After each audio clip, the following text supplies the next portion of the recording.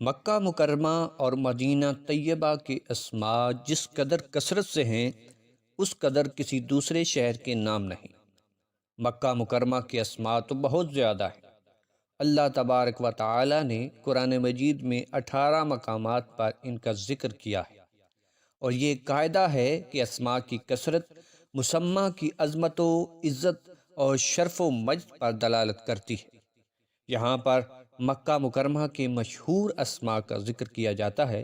سورہ فتح کے اندر اللہ رب العزت نے ارشاد فرمایا، اور اللہ وہی ہے جس نے ان کے ہاتھوں کو تم سے اور تمہارے ہاتھوں کو ان سے مکہ کی سرحد پر روک دیا۔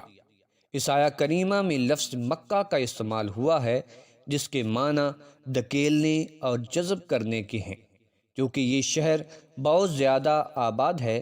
چلنے اور طواف کرنے میں زیادہ بھیڑ کی وجہ سے لوگ ایک دوسرے کو دھکیلتے ہیں، اور اس کی یہ صفت بھی ہے کہ گناہگار انسانوں کے گناہوں کو جذب کر لیتا ہے۔ مکہ ایک ایسی جگہ کو بھی کہا جاتا ہے جو اپنی مقناطیسی قوت سے لوگوں کو اپنی طرف کھینچ لے، کیونکہ اس سرزمین پر اللہ کا مقدس گھر ہے جس کے باعث لاکھوں لوگ اس کی طرف کھینچے چلے آتے ہیں۔ اس شہر دلربا کو بکہ بھی کہتے ہیں۔ قرآن مجید میں اللہ رب العزت کا ارشاد ہے، بے شک سب سے پہلا گھر جو لوگوں کے لیے تعمیر کیا گیا یہی ہے جو مکہ ہے، جو بڑا برکت والا اور تمام جہانوں کے لوگوں کے لیے ہدایت ہے۔ اسے بکہ اس لیے کہتے ہیں کہ یہاں بڑے بڑے ظالم اور مستبد اور جابر لوگوں کی گردنیں جھک جاتی ہیں۔ ہر متکبر و نخوت پسند یہاں پست اور عاجز ہو جاتا ہے، اور اس کی طرف برا ارادہ کرنے والا ذلیل و خوار اور تباہ و برباد ہو جاتا ہے، اس لیے اسے بکہ کہتے ہیں۔ مکہ مکرمہ کا دوسرا نام بیت العتیق بھی کہا جاتا ہے۔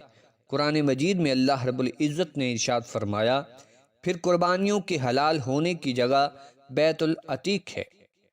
قربانی کا محل بیت اللہ شریف نہیں بلکہ منی ہے، جیسا کہ نبی کریم صلی اللہ علیہ وآلہ وسلم نے ارشاد فرمایا کہ مکہ مکرمہ اور منی کی تمام پہاڑیاں قربانی کی جگہ ہیں۔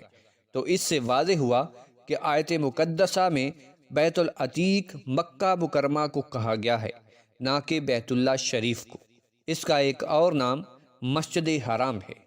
اللہ رب العزت نے مکہ مکرمہ کو مسجد الحرام کے خطاب سے بھی نوازا ہے۔ قرآن مجید میں ارشاد ہے، یہ مشرک، پلید، گندے، ناپاک ہیں، پس اس سال یعنی 9ویں ہجری کے بعد وہ مسجد حرام کے نزدیک نہ آنے پائیں۔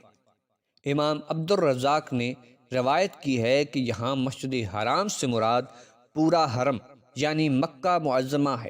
مشرکین کا داخلہ صرف بیت اللہ میں نہیں بلکہ حدود حرم میں بھی ممنوع ہے۔ مکہ مکرمہ کا ایک اور نام ام القریٰ ہے۔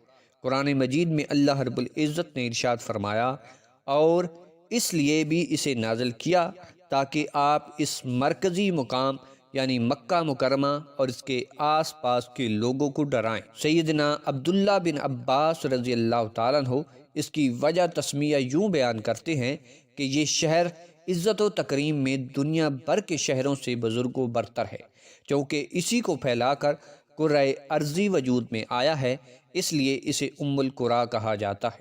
تفسیر مدارک میں ام القریٰ کی وجہ تسمیہ یہ بیان کی گئی ہے کہ ام القریٰ سے مراد مکہ ہے، اور ام القریٰ اس لیے کہتے ہیں کہ یہ زمین کی ناف ہے اور تمام بستیوں کے مکینوں کا قبلہ ہے، اس لیے یہ بہت شان و شوکت والی ہے۔